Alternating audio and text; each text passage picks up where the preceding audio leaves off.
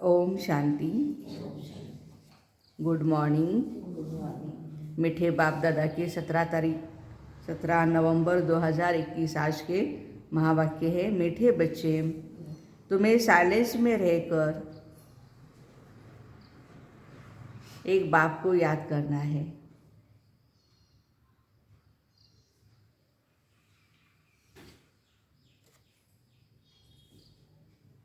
इसमें घंटे आदि बजाने की दरकार नहीं है।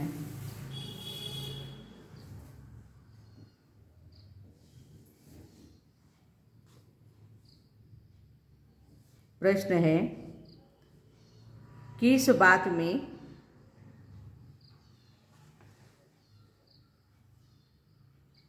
बाप समान बनो तो सब काम सिद्ध हो जाएंगे।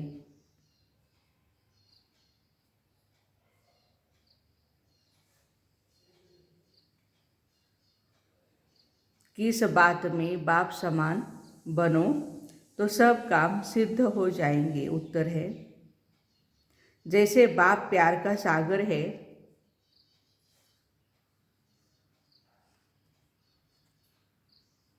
वैसे बहुत बहुत प्यारे बनो।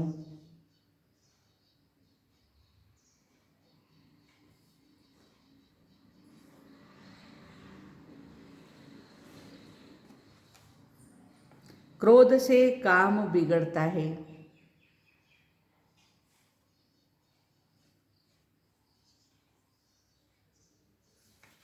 बनता नहीं।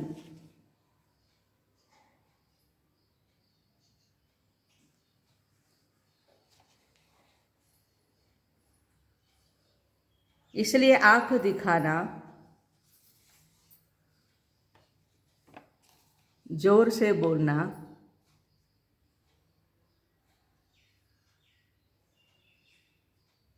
गरम होना,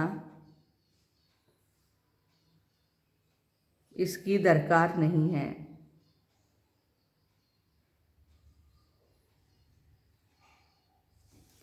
शांत रहना बहुत बहुत अच्छा है।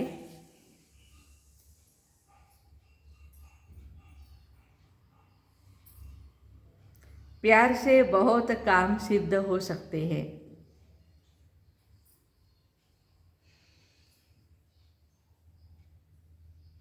गीत है, तुम ही हो माता पिता, तुम ही हो बंधु सखा, तुम ही हो। ओम शांति। यह महिमा है एक की, परंतु भक्ति मार्ग में सिर्फ एक की महिमा गाने से भक्ति का शोर नहीं होता। इसलिए भक्ति में बहुतों की महिमा गाते हैं, वहाँ आवाज़ भी बहुत होता है। घंटा, घड़ियाल, गीत, भजन, रोना, पीटना कितना भक्ति मार्ग में चलता है। किस्म किस्म के आवाज़, मंत्र, जंत्र, स्तुति आदि होती है। और ज्ञान मार्ग में है साइलेंस। सिर्फ इशारा दिया जाता है, आवाज़ कुछ भी नहीं।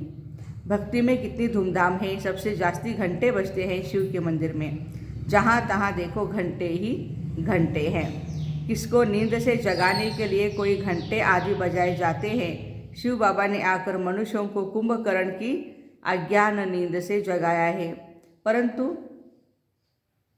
घंटे नहीं बजाते बाबा। बिल्कुल शांति से 2 अक्षरों में समझाते हैं। बुद्धिमान जो होते हैं वह 2 अक्षर में ही समझ जाते हैं।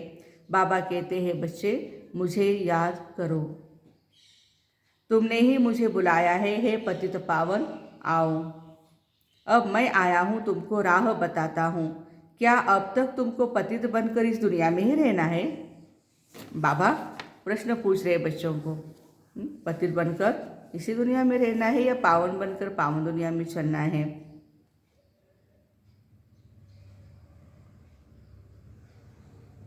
तुम तो पावन दुनिया में रहना चाहते हो ना। पावन दुनिया स्वर्ग को कहा जाता है। कहते भी है पतित पतित पावन। तो समझना चाहिए पतित पावन क्या आकर करेगा। जरूर नर्क से स्वर्ग में ले जाएगा। बिना समझे ऐसे ही बुलाते रहते हैं, तालियां बजाते रहते हैं, परंतु यह नहीं जानते कि बाबा आएगा तो आकर के क्या करेगा। वास्तव में यह यूनिवर्सिटी है मनुष्य से देवता बनने की। तब गाते हैं मनुष्य को देवता किए करत न लागी वार।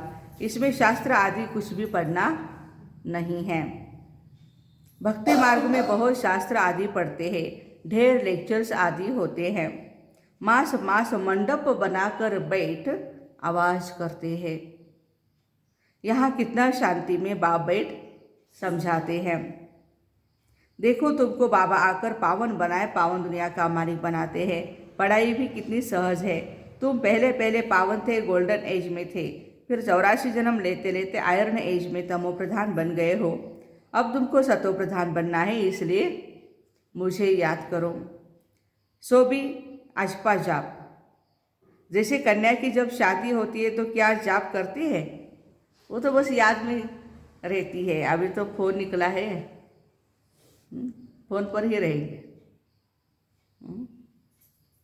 तो बाबा कहते तुम भी सब पत्नियां हो। किसकी किसकी पत्नी है? हाँ, यह शिव बाबा पतियों का पति है। हाँ, तो आज इसी नशे में रहना है। मैं किसकी पत्नी हूँ? शिव साजन की हूँ। तुम्हारी सगाई हुई है परमात्मा के साथ। सगाई जब हो गई तो बस याद बुद्धि में बैठ गई ना। खातरी हो गई कि हमने सगाई कर ली है। फिर एक दो को याद करते रहते हैं। तुमको भी बाबा कहते निश्चय बुद्धि हो गए हो। हम एक बाप के बच्चे, आपस में भाई भाई हैं। भाइयों को वर्षा मिलता है एक बाप से, इसलिए बाप को पुकारते हैं। भल मनुष्य तन में आकर भाई बहन बन जाते हैं, परंतु पुकारते आत्मा है ना। भाई भाई पुकारते हैं, हे पति पावन बाबा आओ। बाबा कहते मुझे याद करो तो तमो प्रधान से सतो प्रधान बन जाएंगे। पावन को सतो प्रधान और पतित को तमो प्रधान कहा जाता है। यह बातें बाबा संगम पर ही समझाते हैं। यह है गीता पाठशाला। इस पाठशाला में बाबा आकर राजयोग सिखलाते हैं, नर से नारायण बनाते हैं। वहाँ टीचर तो सामने बैठ पढ़ाते हैं, दिखाई पड़ता है। यह है गुप्त। हमारे बाबा गुप्त है, तो इस टीचर को बुद्धि योग से समझना पड़ता है। वह निराकार पतित पावन बाप है। वही स्मृति दिलाते हैं कि कल्प पहले भी मैंने तुमको राजयोग सिखाया था। तब कहा जाता है मन मना भव, पवित्र बनो, तो यह लक्ष्मी नारायण बन जाएंगे। इसमें घंटा घड़ियाल आदि बजाने की दरकार ही नहीं है। बाबा खुद आकर जगाते हैं। मन मना भव का अर्थ है साइलेंस। अपने को आत्मा निश्चय करो, बस अब हमको अपने घर जाना है। बाप को ही सब कहते हैं, हमको दुख से छुड़ाए, मुक्त करो। सन्यासी लोग सिर्फ ब्रह्म को याद करते हैं। अब ब्रह्म तत्व तो है घर, वह घर को याद करेंगे। यहाँ बाप को याद करना है। सन्यासी ब्रह्म तत्व को याद करते, परम धाम को, और हम परम धाम में रहने वाले शिव बाबा को। सिर्फ घर को याद करेंगे तो सन्यासी हो जाएंगे। ब्रह्म तत्व तो है घर, ब्रह्म तो भगवान है नहीं। बाप बैठ समझाते हैं मुझे याद करो तो तुम निर्वाण धाम में चले जाएंगे, फिर वहाँ से आएंगे स्वर्ग में। बरोबर। यहाँ से मैं तुम बच्चों को साथ ले जाऊँगा। तुमको मालूम है टिड्डियों का झुंड कितना बड़ा होता है। कीटक आहे ना ते, एवढं पळतं उडतं ते, आणि युनिटी असते त्यांच्यामध्ये। तो सबकी यूनिटी होती है। मधुमक्खी की भी देखो, मधमाशींचं पण कसं आहे, एक झुंड आहे। राणी माशी त्यांची पळती पुढं। राजाचं काम काय, घरात मुलाबाळांना सांभाळणे, अंडी सांभाळणे घरात बसून। राणी बाहेर पडते, ती बाहेर पडते की तिच्या मागणं सगळ्या मध गोळा करायला बाहेर पडतात। तो सबकी यूनिटी होती है। पहले आगे वाला बैठा तो सब बैठ जाएंगे।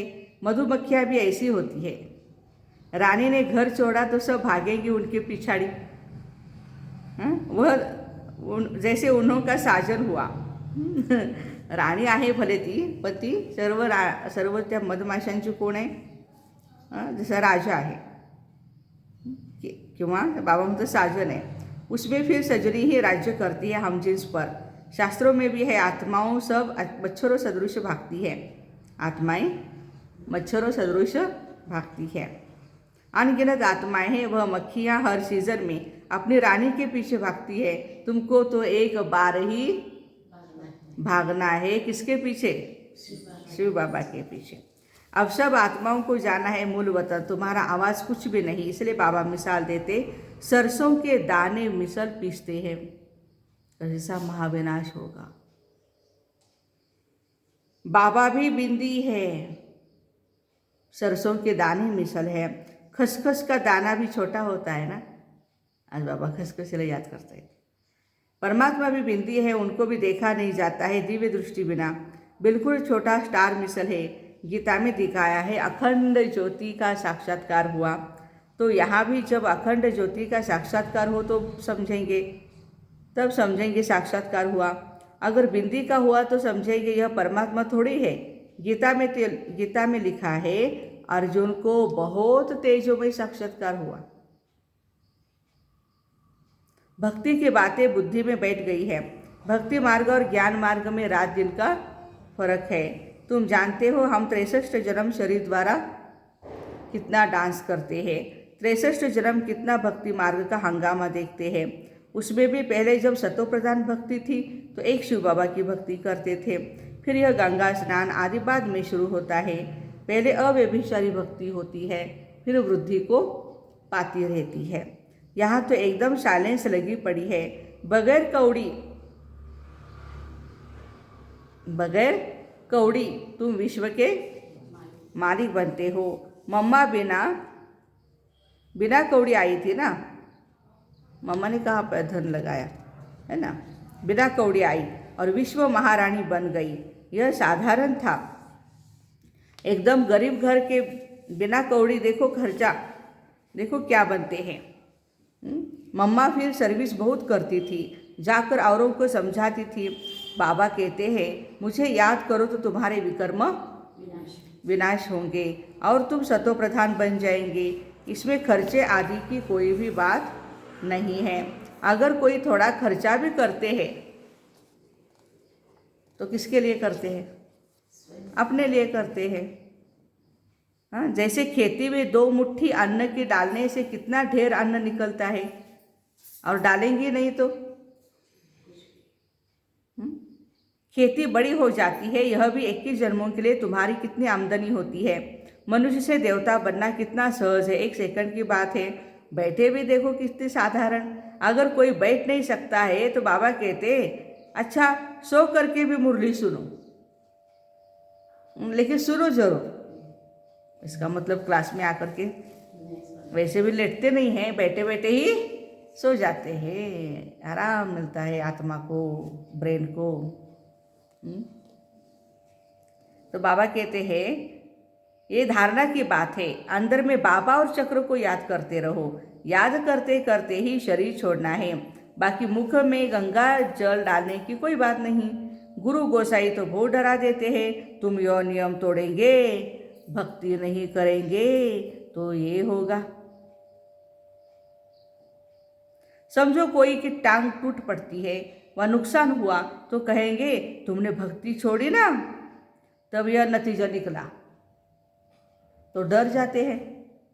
देखो भक्ति कर की भी या नहीं भी, यदि उस समय उसके टांग टूटनी ही होगी तो टूटेगी। ये क्या है, हर एक की अपने अपने कर्मों का हिसाब किताब चल रहा है। ऐसी बात नहीं कि कोई ज्ञान सुनता है या कोई भक्ति करता है तभी सब अच्छा होता है। जो पिछला किया हुआ है वो तो भोगना ही पड़ेगा, लेकिन आगे के लिए हिसाब किताब न बने उसके लिए ज्ञान की बहुत ज़रूरी है। जितना हम ज्ञान सुनेंगे उतना ही सतयुग के लिए, सतयुग त्रेता युग में बादशाही हम लेंगे। तो ज्ञान ही हमारी पावर है, शक्ति है, बेस फाउंडेशन है। यहाँ तो कुछ भी करना नहीं, बाबा की याद दिलानी है, चक्र का राह समझाना है। अब ही कलयुग के बाद सतयुग आना है, विनाश होना है जरूर, सर्टन, खातरी होणारच है। इसलिए यह महाभारी लड़ाई खड़ी है। भगवान आकर राजयोग सिखाए नर से नारायण बनाते हैं। यह राजयोग है, प्रजायोग नहीं। शुभ बोलना चाहिए, बच्चों को बहुत मीठा बनना है। बाबा मीठा है ना, बाबा ने अभी पॉइंट चेंज कर दी। भक्ति मार्ग क्या है, ज्ञान मार्ग क्या है, बातें समझाते हुए बाबा धारणा पर आए। बच्चों को बहुत मीठा बनना है। क्रोध आदि सब दान में ले लेते हैं। बाबा कहते हैं, बच्चे मैं प्यार का सागर हूँ, तुम भी मास्टर प्यार का सागर बनो। बड़ा प्यार से समझाते हैं, नहीं तो बच्चे बहुत हंगामा करते हैं, क्योंकि माया माथा खराब कर देती है। इसलिए ख्याल आता है कभी भी किसको कुछ कहे नहीं, प्यार से समझाए। आंख दिखाना, गरम होना, जोर से बोलना इसकी दरकार नहीं है, इससे काम बिगड़ता है। शांत रहना बहुत अच्छा है। विकारों का दान देकर फिर लेते हैं तो अपना पद गवाते हैं।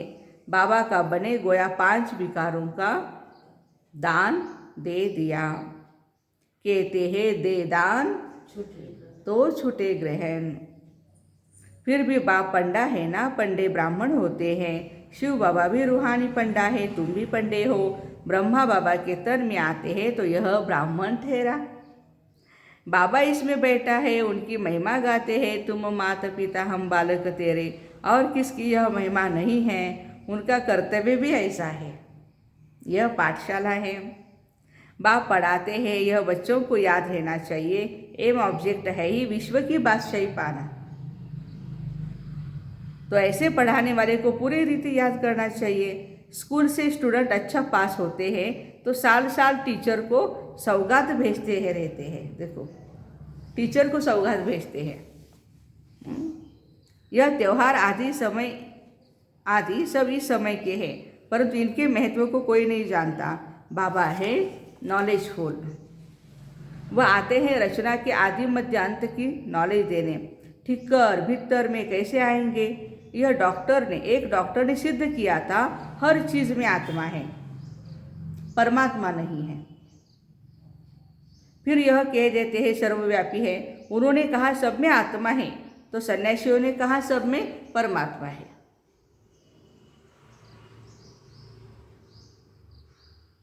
कौन सी बात है राइट, कौन सी बात है?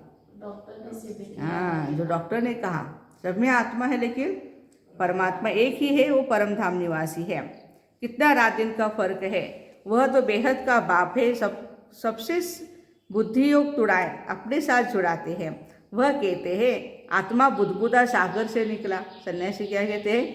आत्मा बुदबुदा है, सागर से निकला है, फिर सागर में ही समा जाएगा, लीन हो जाएगा।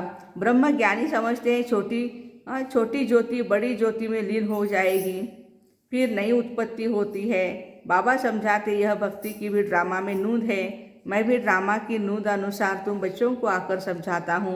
84 जन्मों का जो चक्र लगाते हैं, यह भी ड्रामा में नूंद है। जो कुछ होता है सब ड्रामा में नूंद है। कोई गायन भी करते हैं, कोई विघ्न भी डालते हैं। तुम बच्चों को शिव बाबा से वर्षा लेना है, वह आते हैं सब आत्माओं को ले जाने के लिए।